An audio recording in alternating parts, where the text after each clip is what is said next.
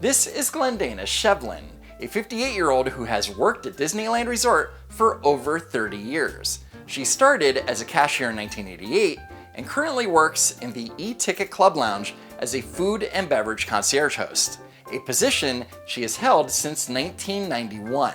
I'm 58 years old and I'm struggling. And I'm sure that it's all Disney's fault. But at $15.70 per hour, she says they don't pay her enough to live in Orange County.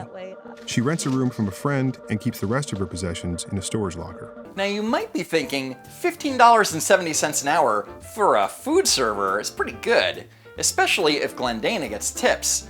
But unfortunately, food service workers within Disneyland's club level are not allowed to receive tips. However, they are able to receive gifts from guests. I turned 30 years at Disneyland this year, and one of my longtime guests gave it to me as a gift. So I love this piece very much.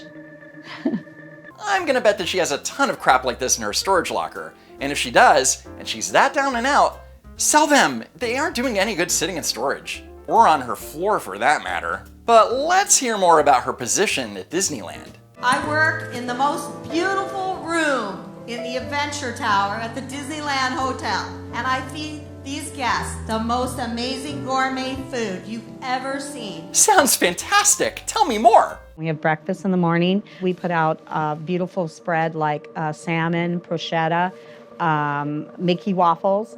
And then in the afternoon, we serve 3 appetizers, such things like mushroom ratatouille, which I guess is really good. She makes it sound really extravagant. So it's like a party every night in my own house. But in reality, it's a continental-style buffet, and Glynndana's job is to put the food out. The most amazing gourmet food you've ever seen. Yep, this is the position that Glynndana has held for 27 years. When I started back in 1988, I was making almost over $5 above minimum wage. Which means that she was making around $8 an hour. I had free health care and my meals were free. I had the illusion that it was a job to have for the middle class. That was her first mistake, because a salary of around $16,000 a year isn't remotely middle class, not even in 1988.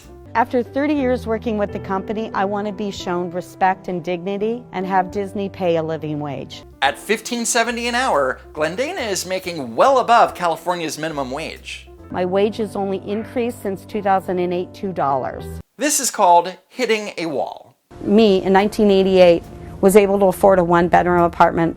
It is now 2018, and I'm sleeping in a condo with 5 other people.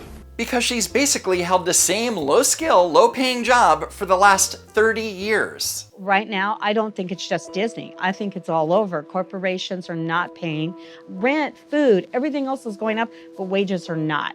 How much more are your wages supposed to increase for a job that consists of schmoozing with hotel guests and laying out buffet spreads, like $25, $30 an hour? Vice News Tonight interviewed the president of the Anaheim Chamber of Commerce about Disneyland's so-called low wages, and specifically about Glynndana's situation. What about wages, though? Can you understand if they were for 20 years rolling along and then hit the stagnation, how that feels like they're losing money? When somebody's in a position and decide to stay in the position, nobody locks them in that job. So if they're unhappy with the progress they're making in that specific job or in that company, their choice is to go look in the free market and find another job. And he's exactly right. And after 30 years, you'd think Glynndana would be in a management position by now, especially since Disney offers lots of training. But if they're 58 years old, what kind of training are they going to get? Well, that's a decision that they've made. And so where is it the responsibility of the employer to cover that? Their job is to provide a job. Glynndana tried management training more than a decade ago. At her age, she isn't interested in more classes, and she doesn't have time to wait for better wages in future contracts. Guessing that management training didn't work out. What do you say when they say just change jobs, just do something else? Well, I have tried. Not hard enough, apparently, because there are plenty of other jobs at Disneyland that pay better. For example, starting in January 2019, housekeepers start at $15 an hour plus tips. I have tried to look for another job, but I have fun at my job. I love my job, and I have long-term relationships there. 30 years I've given Disney smiles and made the magic.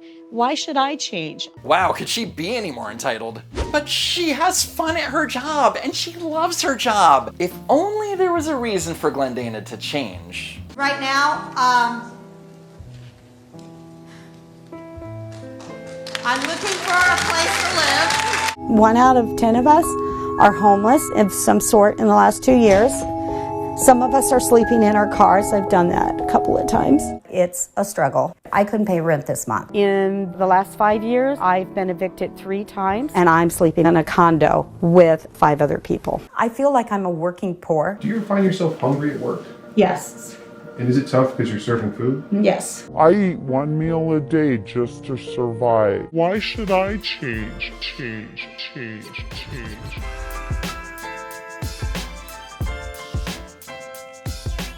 Thank you very much for watching, sharing, and hitting that like button.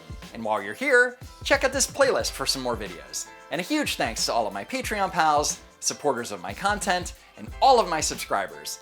And if you haven't already, subscribe to the channel. Seriously, what are you waiting for?